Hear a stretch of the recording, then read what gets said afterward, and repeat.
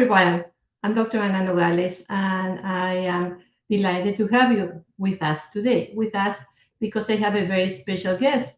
I have Reverend Susan Smith with me, a good friend that I invited because I feel that all of us are going through a very special times nowadays. I was thinking about this, and I was really feeling that we all need some spiritual help now. Things have changed a lot. I was thinking that since the pandemic, everything has changed. The pandemic was a crucial moment for all of us. At that time, we knew we were between life and death, but we were having some guidelines. Either we approve it, like it or not, or disapprove it. We knew what we have to do. Some people went for vaccines, some people did not like vaccines, but we knew how to take care of ourselves. Still, we lost many lives. But since then, it seems like the Pandora box opened and the evils sneak out from the Pandora box. And so many things are happening now that we live in very unsafe times. It doesn't matter what your political ideas are, your religion is, whatever you might feel, it's okay. But what is not okay is this sentiment, these feelings of anxiety, anguish, not knowing what will happen. Even today, something terrible might happen. We know, all of us know that. And I'm not just talking about locally in my city, in my county, in my state, also in other states of the United States, in other countries of the world too. It's like the world is not the same. I don't know where this is all heading into. That creates, of course, anxiety because we don't know what is coming. So I thought it was a time to become more spiritual, to become more mindful. And that's why I invited my good friend Susan Smith. She can address these issues, I think, much better than I can, at least from the spiritual point of view.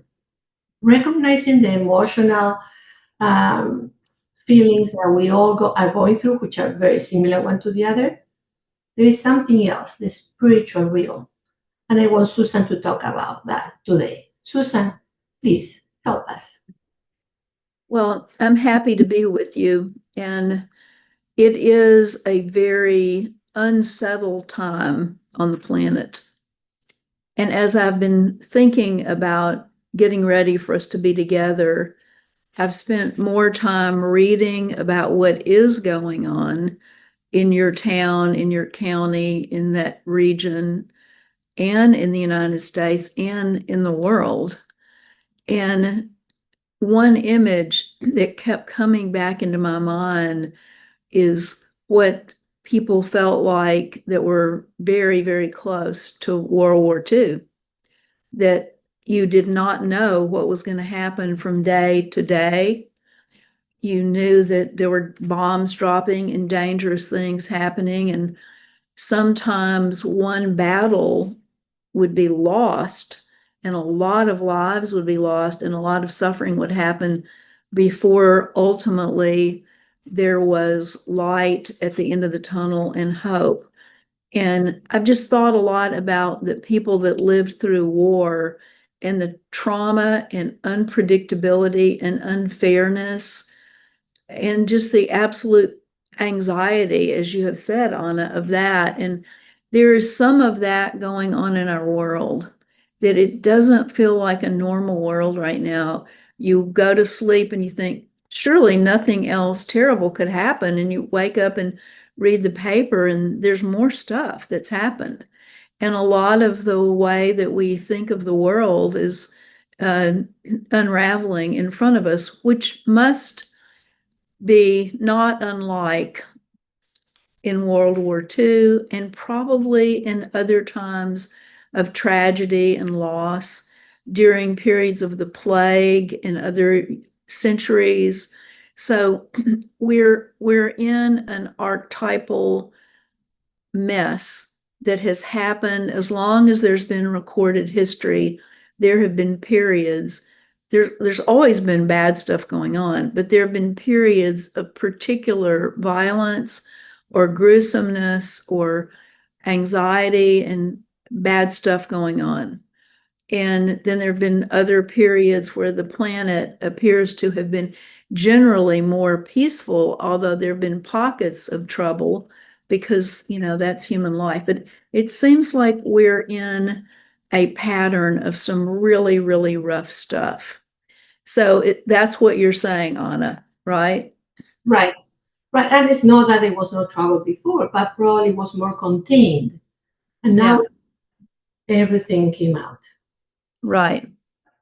So knowing what's going on, is also part of the blessing to know, because then we can learn and try to contribute, but also part of the stress of knowing so much. So the words that I wrote down are destruction, senseless tragedy, new dangers popping up daily, fear, unpredictability, sadness, and just generally scary, scary stuff. So I'm going to do the time together in 3 or 4 little sections. And the first section is I'm going to talk a little bit about the things that help us get through stuff like this. Some of this will be review for you because you all are dealing with traumatic situations and you have to do and have learned to do a lot of protecting yourself and self-care. So some of this will be a repetition, but we're talking about not just one client, we're talking about kind of what's going on in the world. So the first thing is to think about lowering your level of fear by drawing on the best from your faith system. If you are Christian or Jewish or Buddhist or Hindu or Muslim or Baha'i, there is something in every single faith tradition that talks about dealing with fear, that talks about dealing with anxiety, that talks about darkness, that talks about hope. And even one passage of scripture from the holy text of the religion that you were raised in can change your whole outlook on what is going on. You all have all had training in cognitive behavioral therapy, and there's that old idea in therapy that if you want to change how you're feeling, you partly have to change what you're thinking and what you're saying to yourself. So what we say to ourselves is really affecting how scared we are.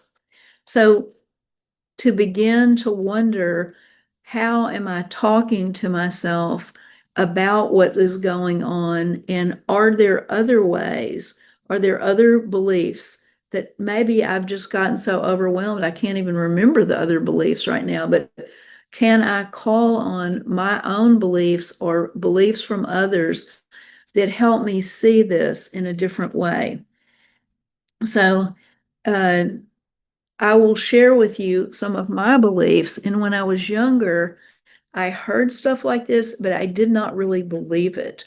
I only came to my present understanding about good and evil came from watching the hand of the divine work in situations that I thought were totally evil and could never be redeemed and never be restored. And I would get so mad and so hurt and so scared and so discouraged when I would see the amount of evil that there is on this earth. And you all see plenty of darkness. But over and over and over and over again, I would see that in the middle of me seeing everything as terrible, later in hindsight, I could also see what was being worked on behind the scenes in the terrible stuff. And I also came to believe that I have some beliefs about good and evil, which I'm going to share with you. And they help me tremendously when things are going badly, but they're not enough. I need a lot of other spiritual help, which I'm going to talk to you about. But one place that helps is, what am I saying to myself about what is going on between Israel and Iran? What am I saying to myself about what's going on at the border? What am I saying to myself? So to look at that is very, very helpful. So in the belief system, I began to realize that I understood certain good things that came out of the darkness. But I also began to understand that I did not have a big enough understanding of the divine and divine purposes that I will never on this earth be able to completely understand why things appear to be going so badly at times. And I'll give you an example. I was working in a situation that was, it just seemed to me like it was total darkness. And so I could not feel good about the situation. I couldn't figure out any reason why it was existing.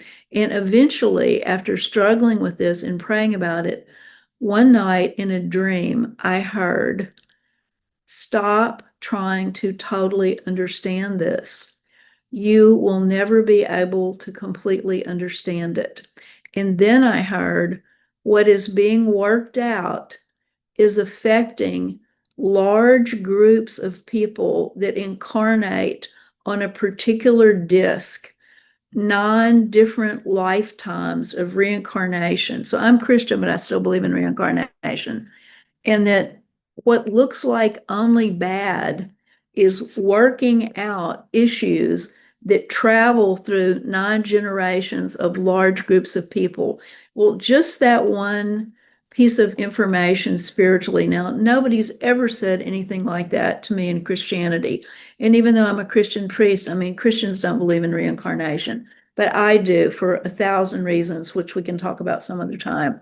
So what I heard in that is the story of good and evil is, as you all are working on things with your clients, not only are you affecting the generations that are to come, the children that are to come, but the work itself is transferring through a massive pole of humanity through many, many, many, many, many generations in the past, in the present, in the future. Every little tiny piece of compassion and service and healing that you do for good is affecting not just the people in the room and not just their children, but it's affecting a connectedness in the universe. And our brains cannot understand how that works, but I believe it.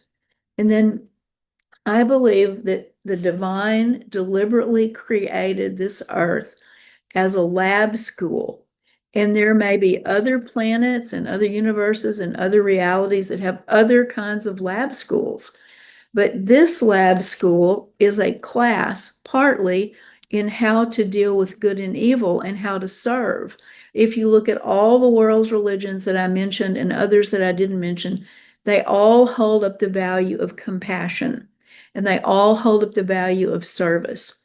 And so I believe we have come to this lab school that has much joy, much beauty, many blessings, and a lot of messes. And that we qualified not for a different lab school, not for some higher level class, and not for some lower level class, but for us to develop to become the spiritual beings that we are created to become and to serve and help other people become who they are created to become. We qualified for this class, not a higher one and not a lower one.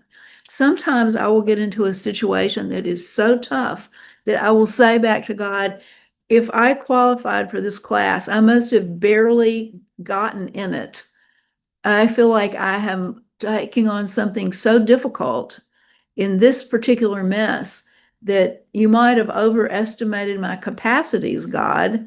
So there's some humor involved in all this, but we are being affected by how we respond to good and evil and how we serve in it and our ability to keep our balance and keep our joy and keep our humor and keep our boundaries and still be able to ask the question that you all have heard before: what is needed here?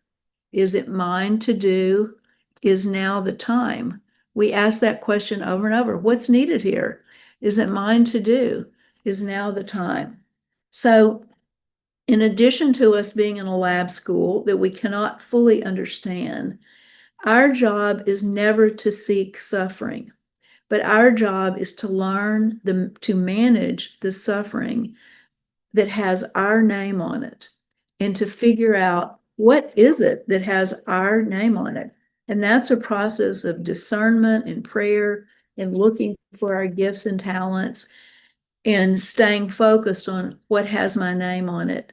How can I make this world a better place? So now I'm going to shift from thinking about that we're in a very complicated lab school. We can understand pieces of how light can come out of the darkness, but we do not understand the whole story. We don't understand how we are being transformed as we serve, and we don't understand all the levels of reality that exist that our humble work is affecting. It's affecting more. As you work with a person in your office, it's affecting more than that person. It's affecting an entire incarnational group with whom they are connected.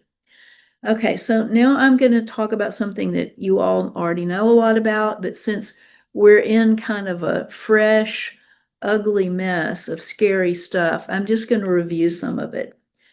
As you already know, boundaries are one of the ways that we as lovers of people continue to survive.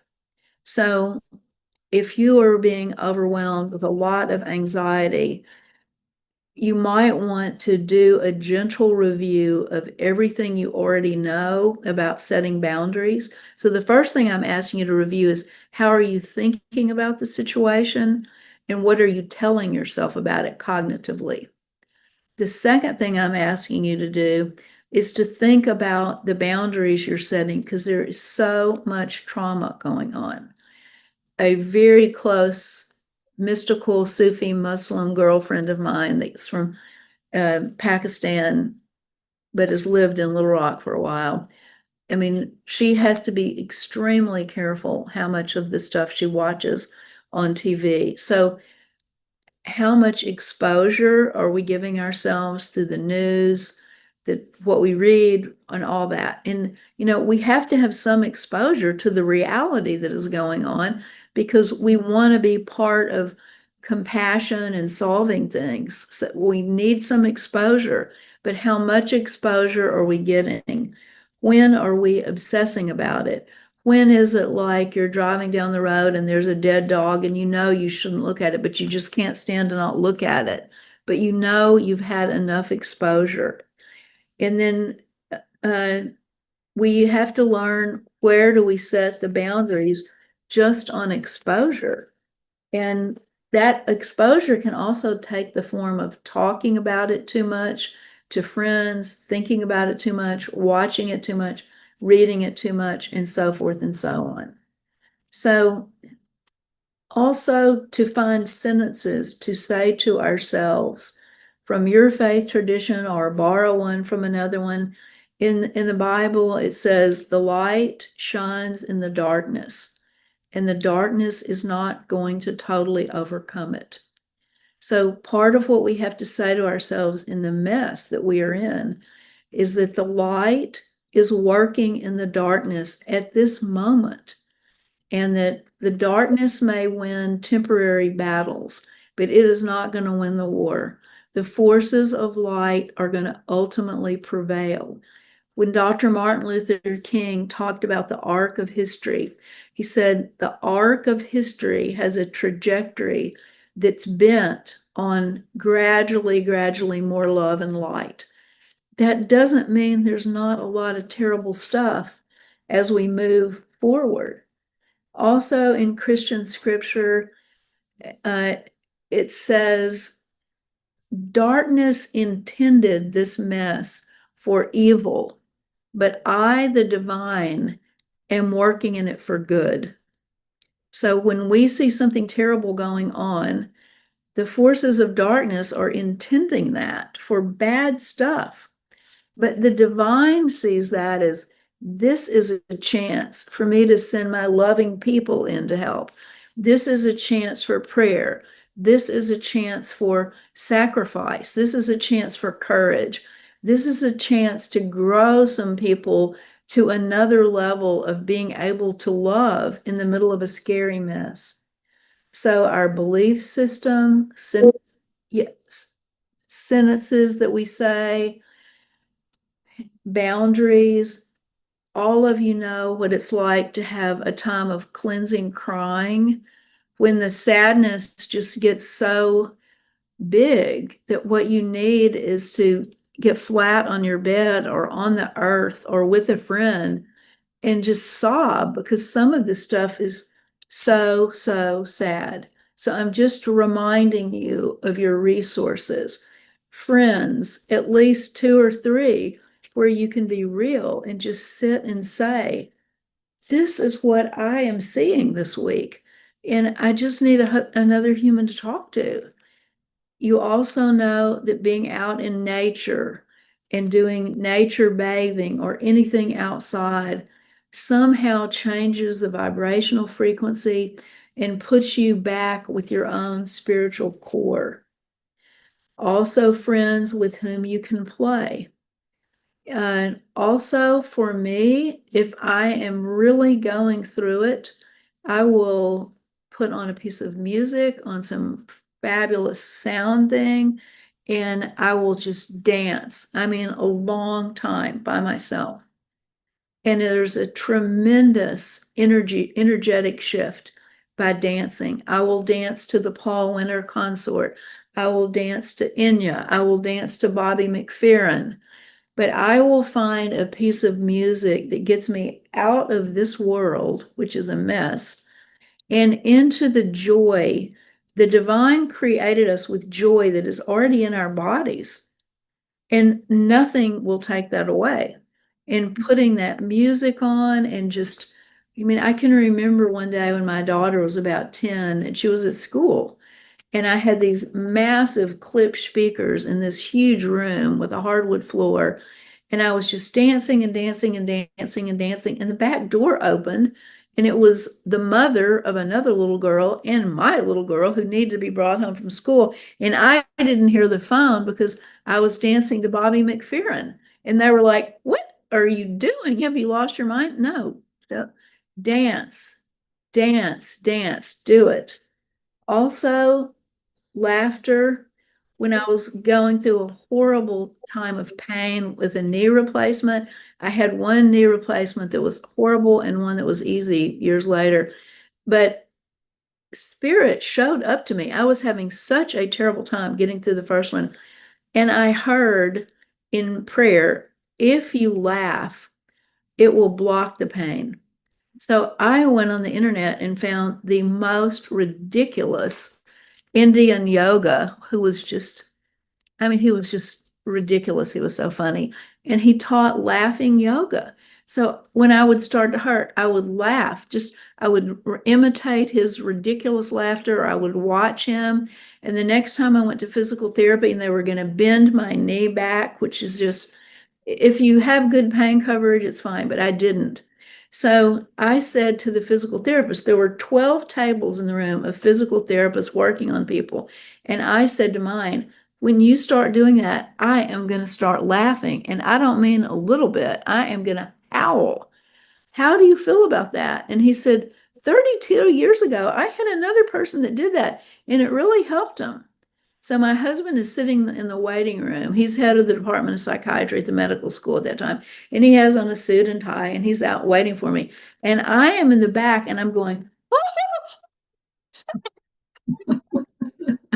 You're making me laugh now. I will promise you that you cannot carry on like that and hurt. It's not possible. Your brain. Laugh therapy, yes. So I'm going to stop in a minute. We're going to talk before I go on and finish things. So I think I have another thing that I have a couple of other things, but I want to just stop for a minute and let you all respond. And then I'll go on and finish the teaching. And then we're going to do a meditation together. and then we're going to close with praying together for this messy situation. So let me just be quiet for a minute, and if anybody wants to say something or add something or whatever, if you don't worry about it, but I just want to pause for a minute and listen. While you were talking and looking for hope, right? I was thinking maybe after all of this mess, maybe there's something good coming out. When you're talking about the light in the darkness, does this mean that we can expect something good coming out of this? Because I think that what produces more anxiety in everybody is the distraction of the world that we know.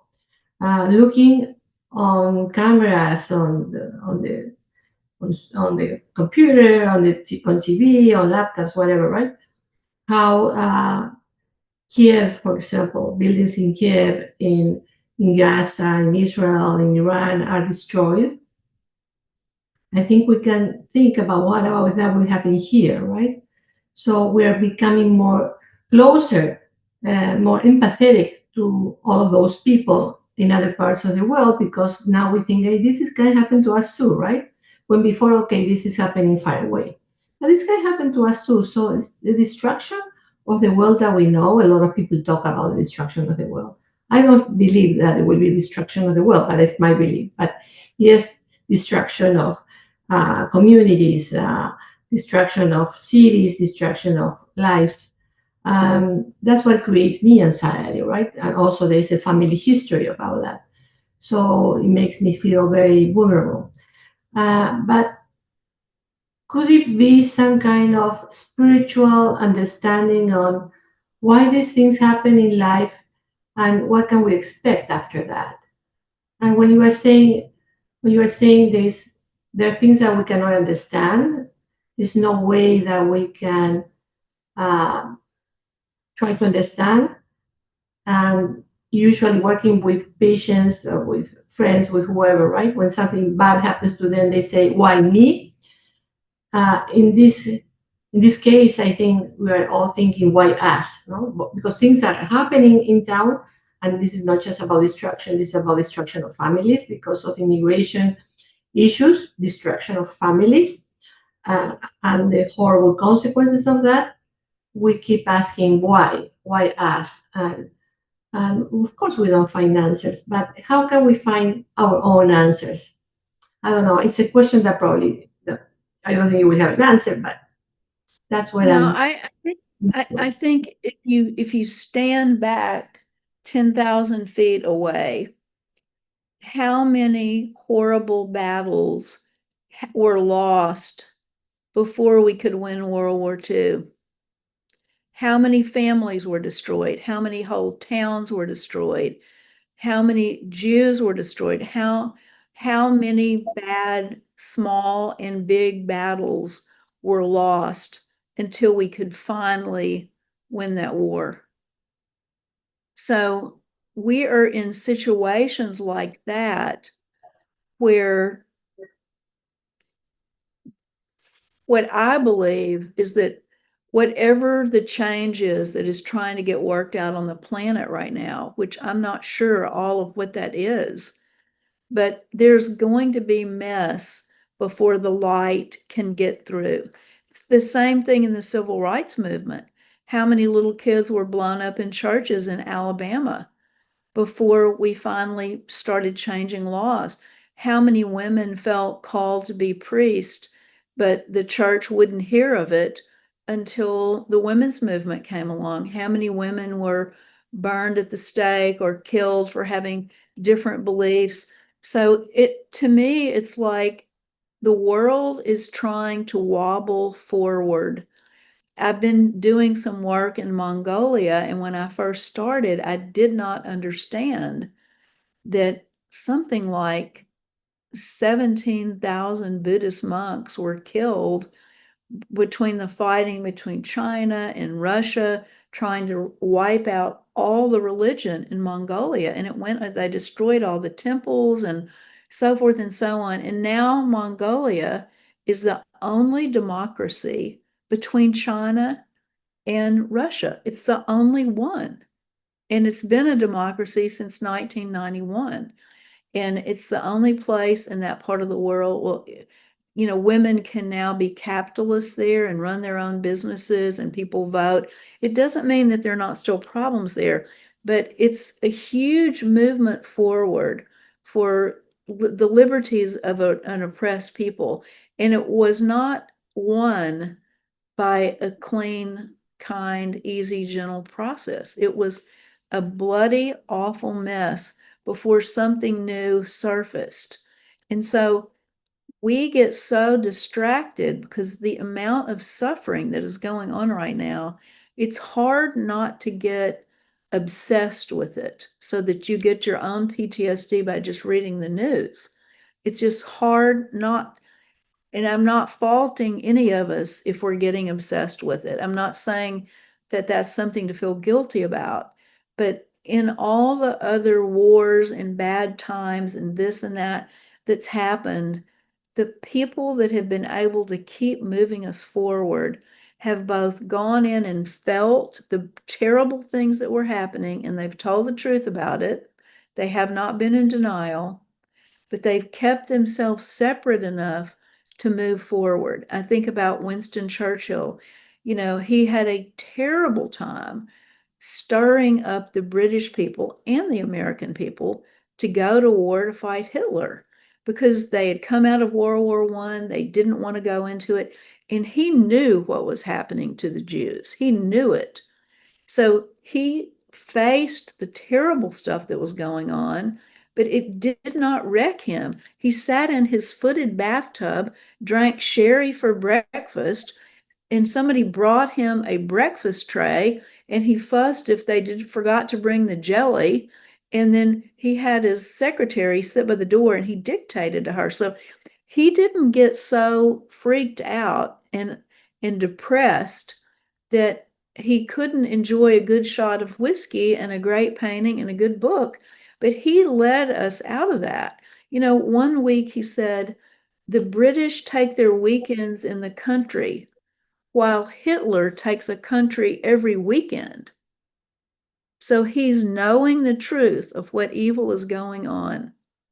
It is really bothering him, but he does not wreck himself, and he stays in a gear where he can continue to lead and serve and have compassion and be a servant. And so we have to figure out our own way to do that, to get enough exposure and information to know the mess we're in so we're not in denial. And we're not going to be like the British and just go leave every weekend. But if we get so far into it that we are not able to bring our best to the table, then whatever part we can play in this big story is going to be less. Did I respond to it, Anna? Yeah. So you're saying in some way that we are kind of paying a price for a better future, and we're going through the emotions of the pain, but at the end, something good is going to come up. I believe it. And and to be active or proactive, not disengaging, but maintaining our minds alert and Yes. active and proactive, doing something about it. So I was thinking, in terms of immigration laws, for example, all of these things that are happening are probably bringing. I'm just saying, okay. I'm just thinking about this. I probably bring it into a light, an issue that we have here in the United States and in other parts of the world, right? Well, like Germany is Right. about it. Okay. So, but here in the United States, bringing it up. So, not just people are paying, I'm paying because of what's happening to the undocumented people and their families, and the community is the big family. So to all of us in one way or another, but it's also bringing the light in a different way that we can manifest, that can we demonstrate and get the chills. And that at the end of the tunnel, something good is going to come up, like maybe new regulations, maybe a new way of making the undocumented welcome to the country, because we need them. Of course, we need them. So something even better than before is going to come out. Just like in World War II, just like in the Civil Rights Movement, just like in the Women's Rights Movement, and so forth and so on, all of these struggles for a better world, people have suffered and paid huge prices for things to wobble forward. And all of this moves slowly, and we are only here for a very brief time. And we have our part to do. While we're still in a body, we still have service to do. Does the Bible refer something about trauma? Does talk about trauma? I'm sure it does. Nothing's popping to my mind just right now. But, I also think that it's hard when we're suffering and seeing other people suffering to see the blessings that are around us that have to do with our own healing. Like one time I was going through what I thought was too much suffering, and I was complaining about it to God. And one night I heard, I've given you Marguerite and Rick. Rick is my husband, and Marguerite was my best friend. I've given you my Marguerite and Rick. These are two of the best that I've ever created. What are you complaining about? Like, yeah, you're going through it. So what? So there are people and experiences. We are surrounded by people and experiences that are given to us by the divine for our healing and for our coping. And it's hard to get quiet enough and access what is around us from the spirit, because we are scared and the world is messy. And it is hard to get a cognitive framework that can help you tolerate even just knowing about it. Okay, so I'm going to go on just a little bit because we've got a couple of things to do. So there's a beautiful prayer in the Anglican prayer book, and it goes on and on. Some other time when I'm working with you all, it's pretty short. I'll say the whole thing, but right now I'm just going to say one phrase in it. In the last part of the prayer says, "Shield the joyous." And the first time I read that, I thought, well, what in the heck does that mean? How do you shield the joyous? And I have really thought about it, and I've pondered it. And so one of the things I want to offer to you is, even in the middle of all the messes that you're going through in the community and the world, each of us still have moments of just pure joy. When you have a moment of joy, shield it, extend it, help it last as long as it can possibly last. And when the obsessive thought comes in about, well, I need to worry about this, say, okay, I promise you, we'll worry about it. Here's a tablet. I'm going to write it down, and I'm going to worry about it in a few minutes. But just for right now, I am going to put a shield around the joy that I'm feeling right now. Or let's say you're in your family, or let's say you're at work, and let's say 80% of the vibe is people being anxious and worrying. But somebody walks in the door and they have a picture of a new grandbaby. Shield their joy. Prolong it. Bathe in it yourself. Do not dump the terror that is going on. When somebody is in a moment of joy, our responsibility is to shield that. And that is a very practical thing to do in the middle of all this mess. And another thing is, you all know from the psychotherapeutic work of Marsha Linehan about with all the work that she's done, but the concept of radical acceptance of whatever you are feeling at that moment. So if you're feeling terrified, just sit with, I am so scared. I accept it. I am scared. Or I am so joyful, or I'm feeling guilty about being joyful with all this mess going on. Or somebody gave me a nice birthday party last night. How could I possibly have a glass of champagne and have fun when all this horrible stuff is going on? Find a way to shield your joy and other people's joy and accept whatever is going on. And I'm going to close us with a prayer. Let us pray. O God of many names, we pray for peace in all of these situations.